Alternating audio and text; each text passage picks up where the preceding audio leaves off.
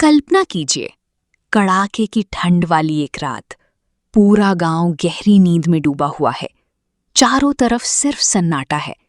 लेकिन उसी सन्नाटे के बीच एक टूटी हुई झोपड़ी से दर्द भरी चीखें लगातार बाहर आ रही हैं। झोपड़ी के अंदर एक औरत प्रसव पीड़ा से तड़प रही है और बाहर उसका पति और ससुर आग के सामने बैठकर आलू सेंक रहे हैं। ना उनके चेहरे पर घबराहट है, ना बेचैनी, ना डर। अचानक अंदर से इतनी दर्दनाक चीख सुनाई देती है कि किसी का भी दिल कांप जाए। बूढ़ा आदमी धीरे से कहता है, लगता है अब नहीं बचेगी, जाकर देख तो आ। दोस्तों, ये सिर्फ एक कहानी नहीं है। ये भूख, गरीबी और इंसानियत के मर जाने की ऐसी सच्चाई है जिसे सुनकर शायद आप भी कुछ देर तक खामोश रह जाएंगे। कड़ाके की ठंड वाली वो रात जैसे पूरे गांव पर जम चुकी थी। चारों तरफ ऐसा सन्नाटा था मानो समय भी रुक गया हो।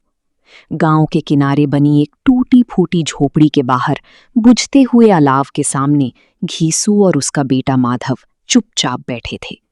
दोनों की आंखें आग में सिकते आलूओं पर टिकी थीं, लेकिन झोपड़ी के अंदर से आती दर्द भरी चीखें बार बार उनके कानों में गूंज रही थीं।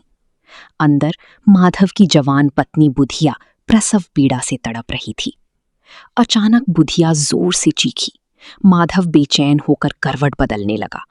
घीसू ने लंबी सांस लेकर कहा, लगता है अब नहीं बचेगी, जा एक बार देख कर आ। माधव चिढ़कर बोला, अगर मरना ही है तो जल्दी मर क्यों नहीं जाती, मैं जाकर क्या करूं? घीसू ने उसे घूरा। अरे बेदर्द, साल भर जिसके साथ रहा उसके लिए तेरे मन में जरा भी दया नहीं। माधव ने धीमी आवाज में कहा, उसका यूं तड़पना मुझसे देखा नहीं जाता। दोनों बाप बेटे पूरे गांव में बदनाम थे। काम करना जैसे इनके लिए सबसे बड़ा दुख था। घीसू एक दिन मजदूरी करता तो 3 दिन आराम करता। माधव उससे भी आगे था। आधा घंटा काम करता और फिर घंटों चिलम पीता रहता। गांव वाले इन्हें निकम्मा कहते थे, मगर दोनों को किसी की बात की परवाह नहीं थी। जब घर में अनाज होता तो कई दिनों तक काम पर नहीं जाते, और जब भूख ज्यादा सताती तो किसी खेत से आलू, मटर या ऊख चुरा लाते। रात में आग जलाकर वही भूनते और पेट भरकर खा लेते। माधव की शादी पिछले साल हुई थी। बुधिया के आने के बाद घर थोड़ा संभलने लगा था। वो मेहनत करके घर चलाती, दोनों को खिलाती और खुद आधा पेट खाकर सो जाती। लेकिन घीसू और माधव पहले से भी ज्यादा आलसी हो गए थे। उन्हें अब यकीन हो गया था कि घर चलाने के लिए बुधिया है ही। आज वही बुधिया अंदर दर्द से तड़प रही थी और बाहर बैठे दोनों आलू सेक रहे थे। घीसू ने एक जलता आलू उठाया और फूंक मारते हुए बोला, जाकर देख तो सही क्या हालत है उसकी। माधव तुरंत बोला, मुझे डर लगता है। असल में उसे डर बुधिया से नहीं था। उसे डर था कि अगर वो अंदर गया तो घीसू सारे आलू अकेले खा जाएगा। दोनों जल्दी जल्दी गरम आलू निकल रही थी। कई बार उनकी जबान जल जाती, आंखों से आंसू निकल आते, मगर भूख इतनी थी कि वे रुक नहीं पा रही थी। कुछ देर बाद घीसू अचानक मुस्कुराने लगा। उसकी आंखों में चमक आ गई।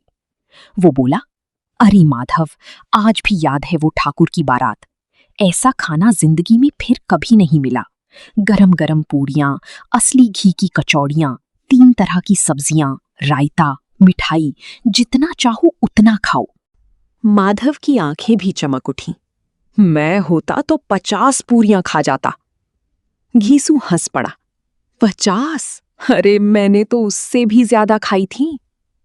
दोनों भूखे आदमी उस ठंडी रात में बैठकर खाने के सपनों में खो गए। उधर झोपड़ी के अंदर बुधिया की आवाज अब धीमी पड़ती जा रही थी। धीरे धीरे रात बीत गई।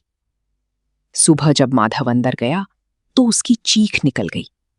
बुधिया की आंखें पत्थर आ चुकी थीं। उसका शरीर ठंडा पड़ चुका था। पेट में पल रहा बच्चा भी मर चुका था। माधव भागता हुआ बाहर आया। फिर दोनों बाप बेटे जोर जोर से रोने लगे। उनकी आवाज सुनकर पड़ोसी इकट्ठा हो गए। गांव की औरतें बुधिया की लाश देखकर आंसू बहाने लगीं। लेकिन रोने से ज्यादा चिंता अब कफन और लकड़ी की थी। घर में एक पैसा नहीं था। दोनों रोते धोते गांव की जमींदार के पास पहुंचे। घीसू जमीन सिर रखकर बोला, सरकार, माधव की घरवाली रात को गुजर गई। घर उजड़ गया मालिक, दया कीजिए। जमींदार इन दोनों को अच्छी तरह जानता था।